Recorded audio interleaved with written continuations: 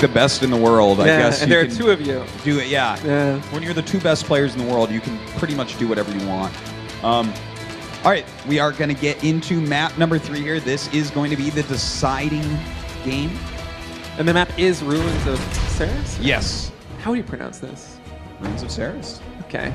All right, in the bottom left here from KT Rollster, our Protoss players, it is Zest and Life. It's breaking my brain. Me too.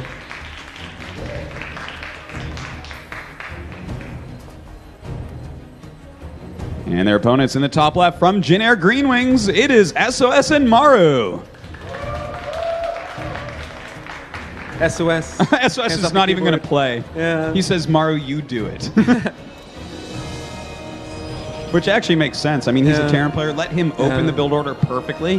Because like he even knows when to make the SCV go to Oh, that's build a really the depot. good point, yeah. As far as the macro goes, just letting Maru do the opening and then go strictly to control, like, that's really, really smart. Yeah, I think that that's what's happening, actually. Like, he took his hands off and smiled and talked to Maru, so I'd be surprised if it wasn't that. I would be surprised, too, if...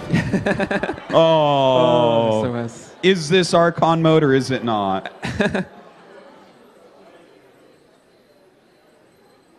SOS really being a team player here. Sometimes the important thing to do for your team is to sit it out on the bench.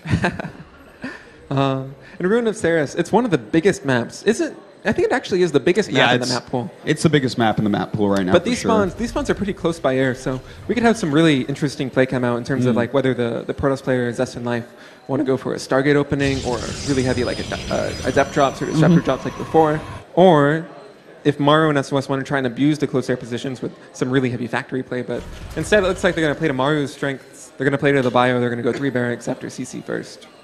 All right. Well, I mean, your economy kicks in so fast. I'm not too surprised to see those 3 barracks play, but you know that when you have 3 barracks, you're going to have to utilize them and get a little bit aggressive early on. But will they be able to actually get damage done? Because the new Mothership core, with the multiple overcharges, really can hold off rushes quite well.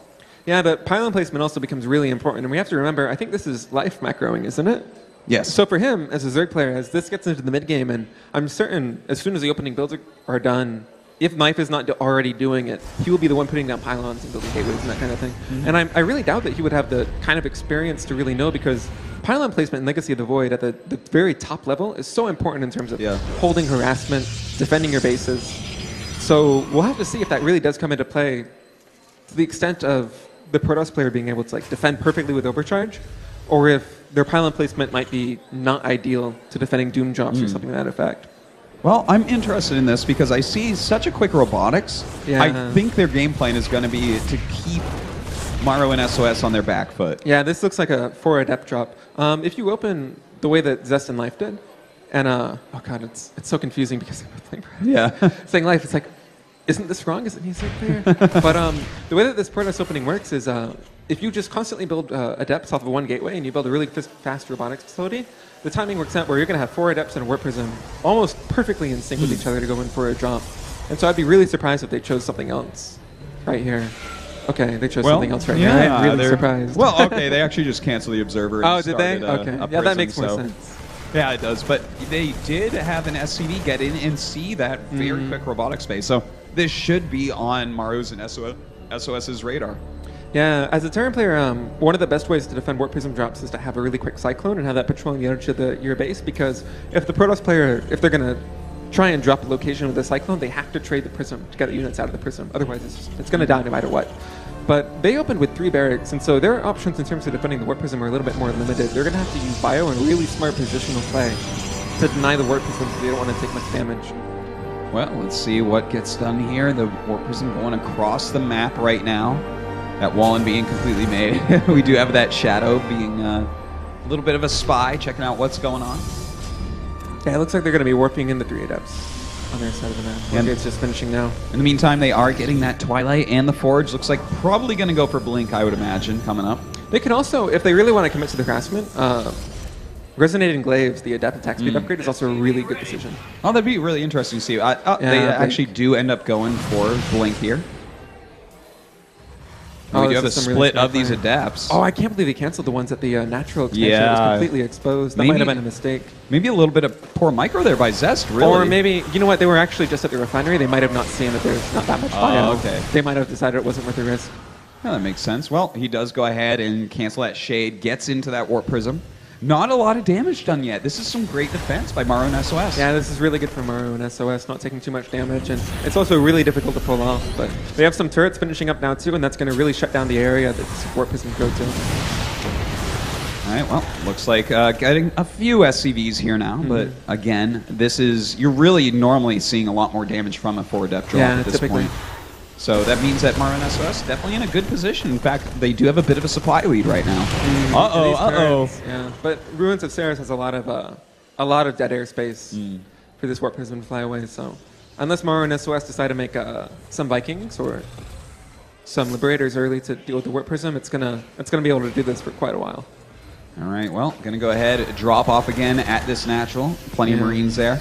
Just constant harassment, just kind of keeping him busy. But you know what? At least this keeps Maru in the base, because you don't want Maru over actually harassing you. Yeah, it looks like he is going to produce one Viking. So in time, this warp prism will be shoot away, and at the same time, the Protoss player is taking to third base, getting his disruptors. Already 3 observers on that. Ooh, that's... It's bad, but considering the Vikings are already coming out, it was going to happen anyways. yeah, they might not know that, but. Well, that's all right. That was Zest's fault for sure.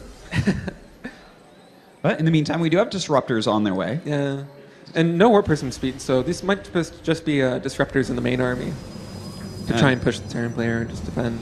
I doubt we'll be seeing too much more drop play. Well, once like Stem is out and the Marines are so quick, it's a lot more difficult to get damage done. Unless you can actually pull them out of position with attack, and it's a little bit too early for something like that to happen. Well, right now we do have these stalkers coming out, seeing what they can get. Oh, almost picking off that Viking. There Does catch it in time, but we do have 3 medevacs coming down. Now, those are Maru medevacs. This is going to be really scary, especially with those stalkers out of position. But at the same time, he's going to cancel this third base. Oh, that's actually a huge cancel right there on that third base. Yeah, the Protoss third base has been mined for so much. If he can defend and not take damage, he's going to be in such a good position. All right, let's see what they can do against Maru right now. A scan does go down, checking out that third base location. Looks like another set of drops. See these medevacs. Oh, wow. This is, you know, that observer might save them this game. Yeah, there are 2 warp prisms, 2 warp prisms, 2 Widowmines in that medevac drop, so they can get a lot of SCVs, but it looks like Zest and Life are prepared for it. Definitely after seeing the scan, they would be aware. All right, they do chase that off for the time being, but we do have another set of units near that third base. Nothing happening with it quite yet. Yeah, another scan coming down.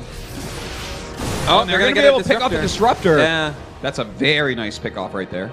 And somehow, even though Zest and Life have been mining from this third base for so long, they're behind 23 in supply. Maru and SOS's macro is actually so impressive. Well, I mean, you know, we were all kind of trash talking on SOS being the weakest macro player out of everyone here, but definitely you are right. They have their bank keeping very, very low. In the meantime, Protoss kind of high up there right now.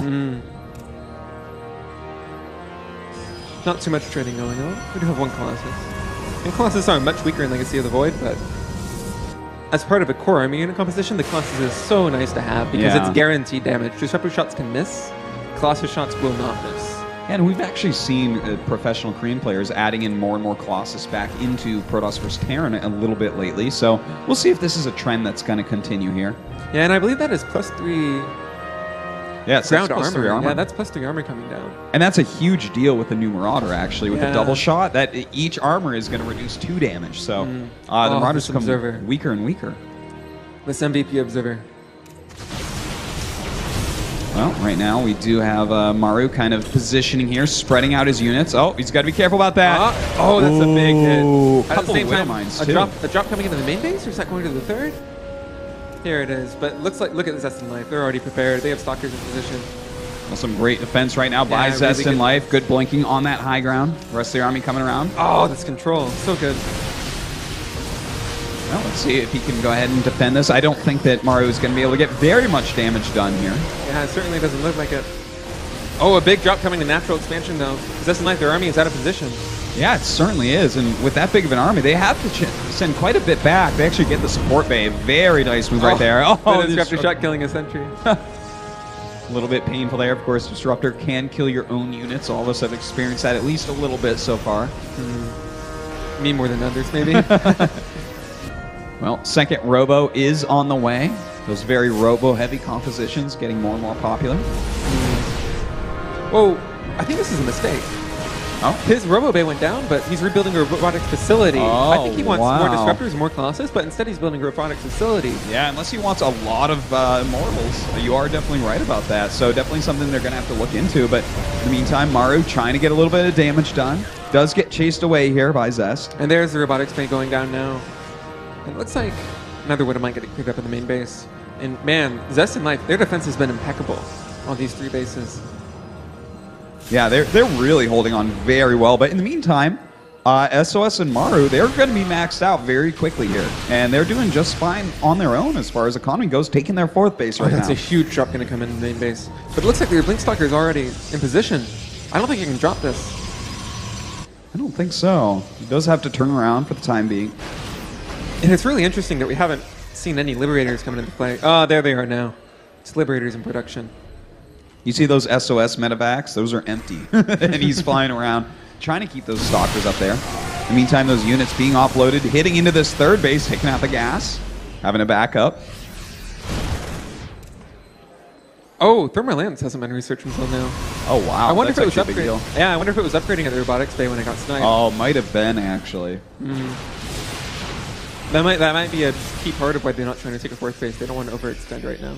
Yeah, well, So much of their damage comes from their 3 Colossus. you know, I think that this is actually a big issue, though. When can they take this 4th base? They're going to have to take it soon because right now, SOS and Maru, they have their 4th base up. Yeah, and I think Maru and SOS, they have 2 engineering bays, don't they? I think they're going to be catching up on upgrades really soon. Zest and Life, they had +3 armor, but they only have 1 forge still. They're only getting +1 ground weapons. A little bit slow on that, but, you know, they are trying to get a lot of gas units here on 3 base, so a little bit hard to balance all that gas consumption. Yeah, but also one thing to consider is the Protoss army, they actually have 47 workers. So even though they're 14 army supply down, or 14 supply down, they're actually ahead on army supply right now. Their army is really, really powerful. Yeah, it certainly is, and it looks like right now we do have a big drop coming down in this main base. Zest and Life going to come up and have to destroy this as best they can. We do have some Widow Mines mixed in here. Nice blink forward there, but the second one does connect fully. And another drop coming to the natural, and Zest and Life, they're completely out of position for this. Yeah, they do have some photon cannons here, going to hold it off for a little bit at least. Yeah, not losing too many probes, only 6 there, which is not too bad considering what could have been. Yeah, but they don't really have a lot of mining left. Are they going to have to go do a counterattack? Oh, missing a disruptor shot. Oh, picking off both disruptors there. A big deal for Maru and SOS. Maru's micro really starting to come in. It's multitasking as well. He is all over the place. Yeah, and Maru is all over the map. Even though Zest and Life are just contained on 3 bases, Maru is still finding openings to do damage. Which is absolutely insane. Oh, There are and the 2 pro forge. gamers working against this. Yeah, and the Forge going down before +1 ground weapons complete. So it looks like Zest and Life had enough, but there are so many Liberators out Oh on the my map. god, that many Liberators. Are they morphing a planetary fortress? It really looks like it. That is hard to break right there. Yeah. I'm not sure how you're supposed to go about doing that, but I think they're going to have to try and hit the 4th base, but they still don't have a 3rd. yeah, I think they just have to go around. They aren't really getting anything done here. They're just poking a little bit with that Colossus range. Yeah, and at the same time, Maru still doing damage with his bio on the other side of the map. There's not too much to defend. All right, well, some Stalkers do blink up into that main base, going ahead, hitting this geyser a little bit. Maru going to send some units around. This is a really tense position. Oh, blinking. That's Right. actually a good move, but he's losing too many units to the Liberators on the right side. Yeah, he's got to pick those off if he can, but for the time being, just losing lots and lots of units right now. The supply really plummeting right now for Zest and Life. Yeah, and Maru and SOS, they're going up to 5 bases. Zest and Life are still on 3, and that 3rd base is going to be mining out really soon. So even though the army supplies are almost even, Maru and SOS, they're mining so much more, and this is such a hard position to break. I think they need to try and hit the 4th, but oh, that blink. All right, well, they are losing just about every unit right now, and this is starting to look like it's going to go Maru and SOS, and GG is called. And it looks like, well, a very nice victory right here for Generic Green Wings. Maru and SOS ending up taking game number 3, finishing off the series 2-1. Yeah, that was a really close series, too. Every single game was really back and forth.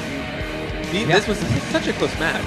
Yeah, it certainly was. I mean, this is I really didn't expect. I figured one team would be way better than the other in 2-0. Yeah, that's what I was thinking Like too. they just mesh better or something. And I thought that was actually going to be Zest and Life, and just didn't turn out that way.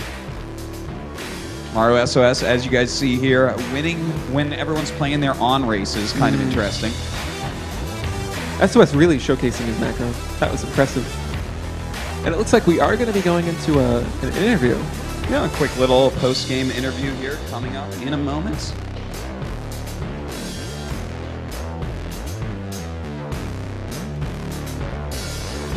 And at the, oh man. Zest and Life, they had such a good opening in the very first map. And then Maru and SOS coming back in games 2 and games 3. Really impressive play by Maru and SOS. On Dust Towers and on Ruins of Ceres especially. The Dust Towers map completely controlling the situation really well when... Oh, this is really embarrassing. I am not a professional commentator. We're going to be going to the interview on stage in just 1 second. But Maru and SOS closing it out.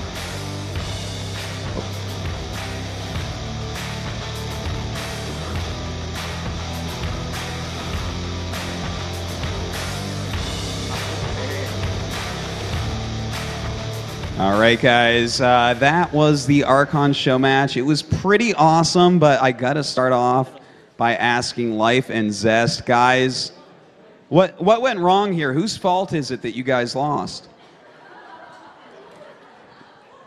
저 주성우 KT가 진 이유가 무엇 때문에 진 건지 궁금합니다. 일단 저희가 좀 서로를 믿지 못한 것 같아요. The problem was we didn't trust each other.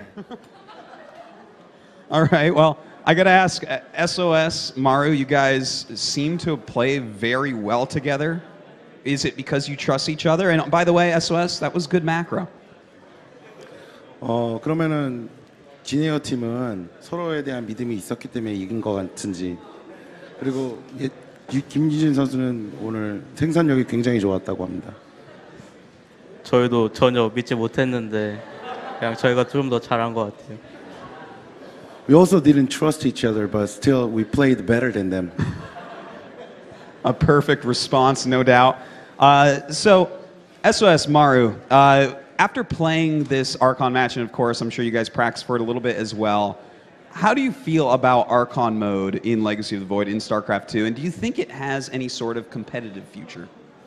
오늘 집중감 모드를 해보셨는데 이게 집중감 모드로 앞으로 대회라든지 이게 경기로 전환이 될 수 있을 만큼 그런 효력이 있는지 김유진 선수 생각은 어떤지?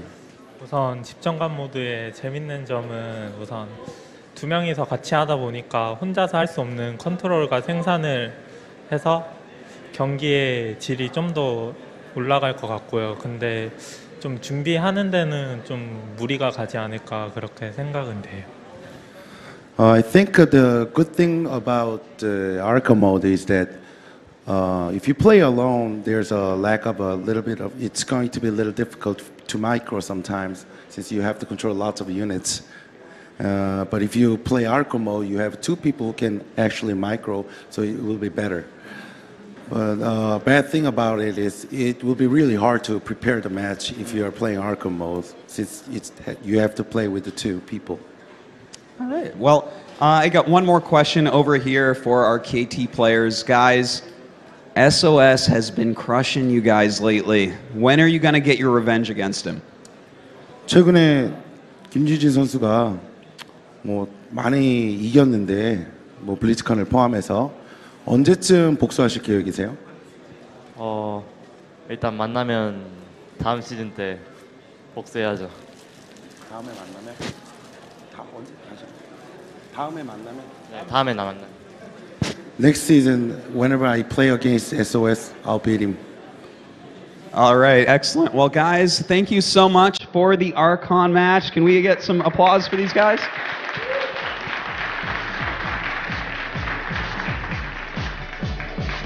Well, I hope everyone has enjoyed. I believe this is the second day of IESF, the 7th World Championship in Seoul, South Korea. And make sure you tune in tomorrow as we continue the great action with the round of 4 in all of our tournaments. So thanks for watching.